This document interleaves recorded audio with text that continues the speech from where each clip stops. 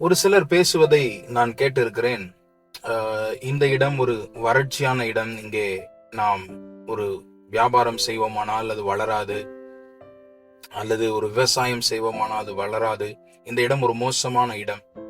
அல்லது இன்னும் ஒரு சிலர் பேசுவதை கேட்டிருக்கிறேன், இந்த இடத்துல நீங்கள் ஊழியம் செய்கிறீர்கள், அது ஒரு ஒரு வறட்சியான இடமாச்சே, அங்கே எப்படி ஊழியம் வளர்கிறது என்று சொல்லி, அங்கே எப்படி ஆத்துமாக்கள் வருவார்கள் என்று சொல்லி பல்வேறு விதங்களிலே அவர்கள் சொல்வதுண்டு.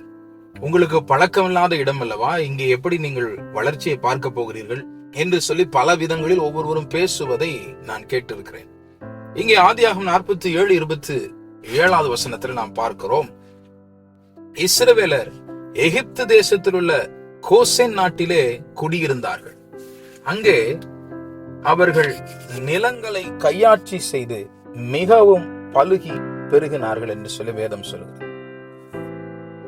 அவர்கள் எகிப்திற்கு வந்ததே பஞ்சம் பிழைக்கதான். ஆனாலும் அங்கே குடியிருந்து யோசித்து பாருங்கள், எகிப்தியர் எல்லாரும் தங்களுடைய நிலங்களை விற்று காணிக்கைகளை தானியங்களை வாங்கி வாழ்ந்து கொண்டிருக்கிறார்கள். ஆனால் இங்கே இஸ்ரவேலரோ அவர்கள் நிலங்களை எல்லாம் அவர்கள் கையாட்சி செய்து மிகவும் பழகி பெறுகினார்களாம். பிரியமான தேவனுடைய பிள்ளைகளே, இடம் எப்படிப்பட்ட இடம் என்பது ஆண்டவருக்கு பொருட்டல்ல. எந்த கால சூழ்நிலை என்பது ஆண்டவருக்கு பொருட்டல்ல. நீங்கள் எந்த நிலைமையில் அங்கே போய் இருக்கிறீர்கள் என்பது ஆண்டவருக்கு பொருட்டல்ல.